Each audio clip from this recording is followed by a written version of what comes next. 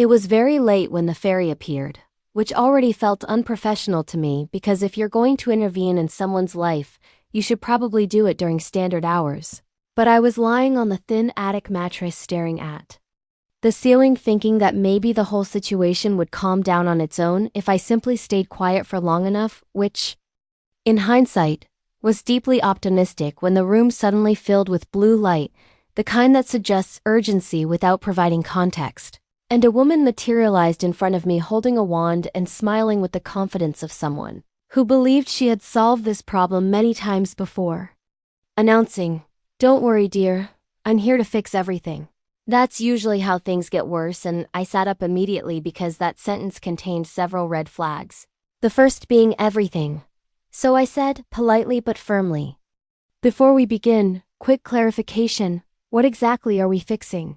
And she blinked like the question hadn't occurred to her, laughed lightly, and said, "Your story." Which I nodded at slowly and followed up with, "Okay, but which part is broken?"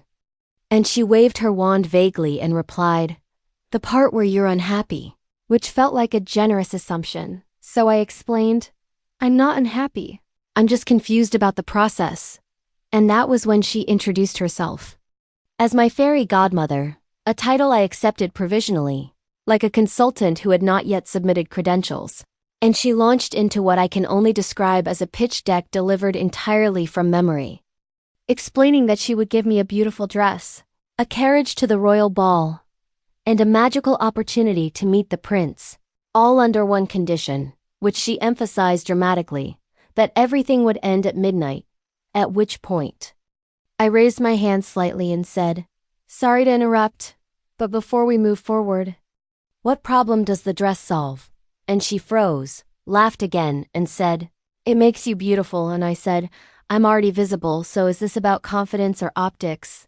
And she said, "It's magic," which I wrote off mentally as a non-answer but let her continue, until she clapped her hands excitedly and said, "And for transportation," gesturing toward the window, "a carriage," which turned out to be a pumpkin, a very round pumpkin, sitting in the middle of the yard. So I leaned forward and asked, carefully, just to confirm, "This is the vehicle?" And she said, proudly, "Yes," and I circled it once, nodding. Then asked, "Is it reinforced?" And she frowned, so I added, "I'm just thinking about balance, because pumpkins are famously unstable." And she waved her wand again and assured me it would be fine. So I said, "Okay, follow-up question, is it insured?" Which caused her smile to flicker, and I clarified, "Because I don't see seat belts and I am not emotionally prepared for medieval traffic." And she snapped, "No one has ever asked me these things." To which I replied, "That explains a lot." And then she turned the pumpkin into a carriage anyway, at which point I nodded appreciatively and said, "Optically this is very strong, but logistically I still have concerns," which she ignored in favor of producing a dress that sparkled aggressively, holding it up and announcing, "This will make them all forget you were ever scrubbing floors." And I touched the fabric carefully and asked, "Is it breathable?" And she stared at me, so I followed up, "Can I sit in it?" And then, because she still wasn't responding, "Can I walk quickly?"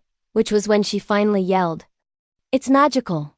Louder this time, as if volume might substitute for clarity. And I nodded sympathetically and said, "Okay, but magic has rules, right?" And she said, "Yes, midnight." So I immediately asked, "Is that a hard stop? Or a gradual fade?" And she said, "It just ends." And I said, "So no buffer?" And she said, "No." And I said, "That feels risky." Which she took as criticism and snapped, "This has worked for centuries."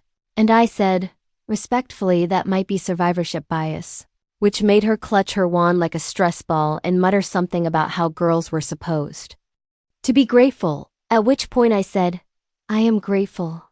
I just don't like surprises." But before we could resolve that, she shoved me toward the carriage, insisting we were running out of time. And I climbed in carefully, noting aloud that the suspension felt experimental. And as we rattled toward the palace, I said mostly to myself, "Okay, high visibility event, unknown stakeholders, unclear success criteria. which apparently traveled through the magic because when I arrived at the ball, the fairy godmother was already pacing inside her crystal ball whispering, "Why is she still talking?" While inside the palace everything was gold and marble and silence. The kind of silence that means rules exist but no one can explain them. And the first thing I noticed was how many chandeliers there were, which I commented on by saying, "Wow, that's a lot of lighting for people who haven't aligned yet," earning several gasps. And when a servant corrected my posture, I thanked him sincerely for the feedback, which seemed to confuse him. And then the prince approached, smiling politely, introducing himself and explaining that he was searching for the one. To which I responded, "Okay, is this exploratory or decision-driven?" And he blinked, so I added, "Because those require very different timelines." And he laughed nervously and said it was about love, and I nodded and asked, "And how are you measuring that?" Which is when the nearby nobles began edging away, sensing danger, while I continued, "I'm just trying to avoid bias."